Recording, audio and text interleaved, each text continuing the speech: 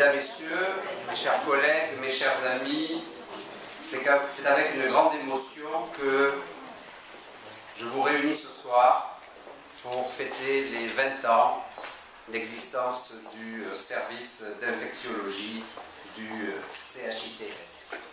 Et je tenais à ce que ça ne soit pas seulement la famille infectiologique qui soit présente ce soir, mais la famille du CHITS. Et je remercie nos directeurs et également les représentants de l'industrie pharmaceutique que j'ai invités et qui sont présents d'être avec nous ce soir. Alors, juste deux mots. Qui suis-je? Où vais-je? Je voulais rappeler que je suis ce qu'on appelle vulgairement un moco à Toulon. C'est-à-dire je suis né à Toulon et j'ai choisi d'y mener mon combat en essayant de garder toujours le même cap, car j'étais persuadé qu'on pouvait dans cette ville mener une médecine de haute qualité vis-à-vis de laquelle nos voisins peuvent pâlir parfois. Alors ce service a été en effet initialement créé et ouvert en 1992 pour la prise en charge de l'infection à VIH et il a été sous l'impulsion du docteur Robert Kilichini à qui j'ai rapidement succédé. Le VIH aujourd'hui a énormément évolué par rapport à l'époque où on perdait systématiquement 50 patients par an, on en perd encore, mais 10 fois moins. C'est devenu une maladie chronique. C'est devenu une maladie qu'on maîtrise, mais qu'on ne guérit pas. Or, les infectiologues, quand ils font face à une maladie infectieuse, considèrent qu'ils ont deux objectifs à atteindre. Le premier, c'est de trouver un vaccin pour ceux qui ne sont pas encore infectés. Là-dessus, la recherche vis-à-vis du VIH patine depuis plus de 20 ans. La deuxième chose, c'est de trouver une guérison définitive pour les patients qui sont déjà infectés. Et je pense que dans les 10 ans à venir, nous aurons des pistes sérieuses pour cela.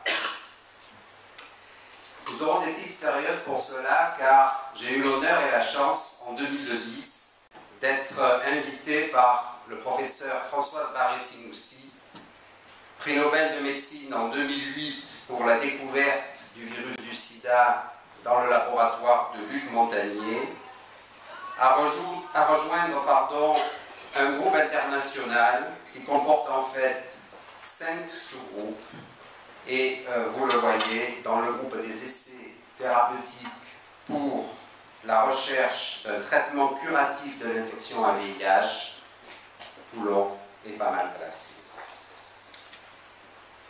J'ai eu aussi l'honneur d'être reconnu par Jean-François Delfrécy, notre président de l'ANRS, l'Agence nationale de recherche sur le sida et les hépatites, qui depuis le 1er janvier est une agence dépendante de l'INSERM.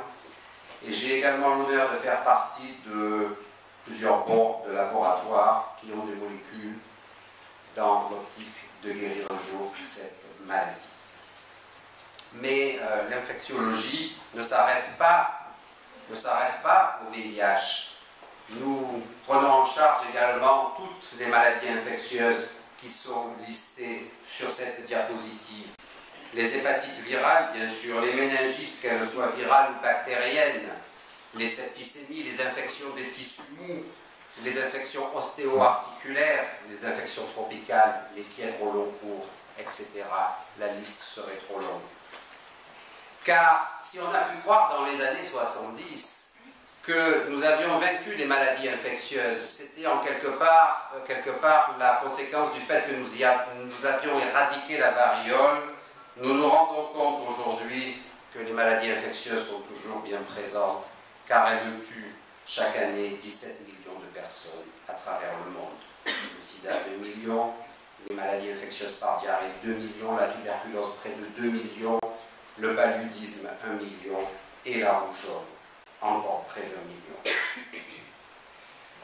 Nous avons été particulièrement sensibilisés en tant que médecins traitant des patients infectés par le VIH, par le problème d'accès aux soins.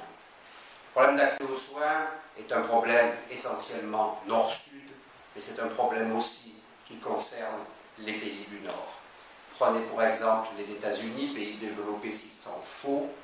Si vous habitez en Californie ou dans l'État de New York, vous avez accès, comme en France, à la trithérapie antirétrovirale. Si vous habitez ailleurs, soit vous avez une assurance privée, soit vous n'avez rien. J'ai eu aussi l'honneur, et M. Bonissi, qui nous a fait l'honneur d'être là ce soir, a pu le rencontrer au cours de mes congrès, d'être invité depuis l'année dernière à rejoindre comme professeur associé l'Institut de virologie humaine du professeur Gallo à Baltimore. Et cela est pour moi une nouvelle aventure, comme je dirais, je suis toujours prêt comme Tintin pour de nouvelles aventures, qui tout en gardant mon enracinement à Toulon, me permet encore plus de faire rayonner notre voix à travers le monde. Alors, mon équipe, elle est là, elle est presque au complet, voilà, les hommes et les femmes qui font le travail. J'excuse Bénédicte Bastien-Flamin, qui est à Pékin. Mais je voudrais particulièrement remercier en premier, et que vous l'applaudissiez, le docteur Gilles Ittinger,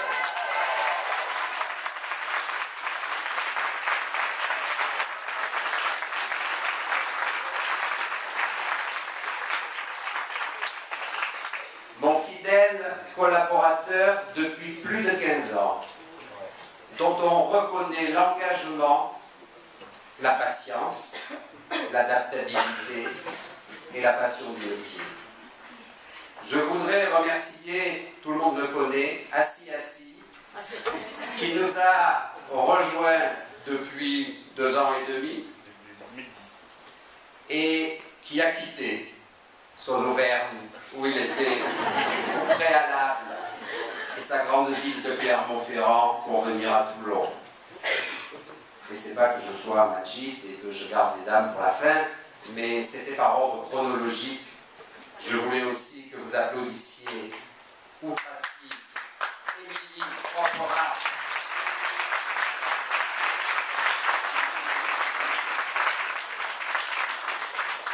qui est avec nous depuis novembre 2011, après avoir fini son clinica au CHU de Nîmes. Mais ça vous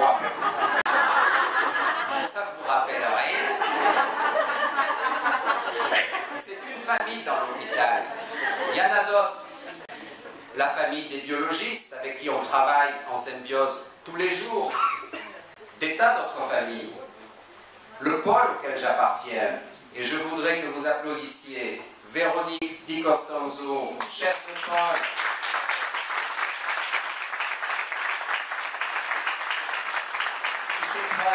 depuis qu'elle est en charge de cette mission, de son dynamisme, de son investissement et de son esprit ouvert et à l'écoute. Alors oui, j'ai attendu que nous soyons installés à Sainte-Luce pour faire cet anniversaire, parce qu'en fait, c'est 2 ans et 3 mois, puisque le service a ouvert en janvier 1992. Et j'ai attendu d'être ici, je pense que c'était un bon choix, parce que nous sommes maintenant dans ce que j'ai appelé le fleuron de l'hôpital varois au moins, et je pense qu'on n'a rien à envier à nos collègues, même si on y a des amis, des CHU de Nice et de Marseille. Alors bien sûr, c'est pas toujours facile de changer, de devenir pilote du jour au lendemain d'un avion de tourisme et d'un Airbus A380. Il y a quelques turbulences, je dirais elles sont normales, d'autres hôpitaux l'ont connu avant, rappelez-vous l'ouverture de Sainte-Anne, rappelez-vous encore plus l'ouverture de Georges Pompidou. Il y a quelques problèmes pratiques, mais nous avons une direction qui est réactive, qui comprend bien qu'on est embarqué, je vais dire dans le même bateau, mais c'est dans le même avion, et comme on dit, PNC à vos postes, déployer les toboggans, et la réaction est là. Et ces turbulences, moi, elles m'amusent plus que ce qu'elles ne m'inquiètent. Bon, certes, On n'a pas vraiment de signalétique. Mais soyons rassurés, les numéros des chambres sont marqués en braille.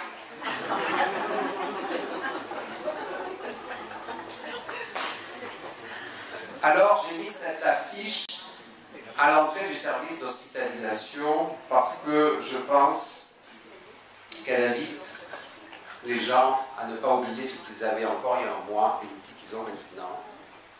Et je les invite à contempler cet outil. Et il y a marqué en bas, je vais le rajouter parce que sinon ce n'était pas lisible. Je pense que si tout était parfait aujourd'hui, il n'y aurait pas besoin qu'il y ait de lendemain. Nous avons le devoir de relever les défis sanitaires d'aujourd'hui et les défis de demain. Et pour ça, je vais vous faire quelques références qui ont jalonné ma vie jusque-là. Je pense qu'on a besoin d'esprit d'invention, de créativité. J'ai choisi Henri Labourite, ancien médecin militaire, notamment des hôpitaux militaires de Toulon. Et on a besoin aussi d'un petit brin de feu. Et c'est pour ça que j'ai choisi Salvador Dalí. Les grands de ce monde que j'ai pu approcher, côtoyer, qu'il s'agisse de Robert Gallo, celui qui a découvert l'interleukine 2 et qui a découvert le premier rétrovirus HTLV1 avant qu'on découvre le HTLV3 qui est le VIH. Françoise Barré-Sinoussi, prix Nobel de médecine 2008, comme je vous l'ai dit. Le professeur Anthony Fauci, directeur de l'ensemble des centres de recherche américains, les NIH, depuis lui aussi plus de 20 ans. Ce sont des gens qui m'ont fasciné par leur passion, par le plaisir qu'ils prenaient dans leur travail et surtout par leur modestie.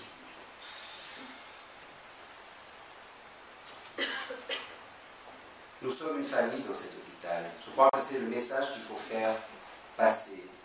Il y a des sous-familles, nous nous sommes tous embarqués dans le même navire, c'est le même vol, et ce vol doit partir de Rio et doit arriver à Paris.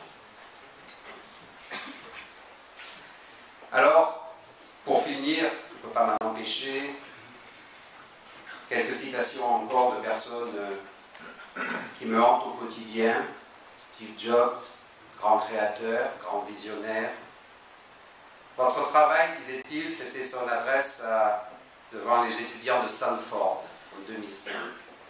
Votre travail va occuper une grande part de votre vie. Et la seule manière d'en être satisfait est de faire ce que vous pensez être un bon travail.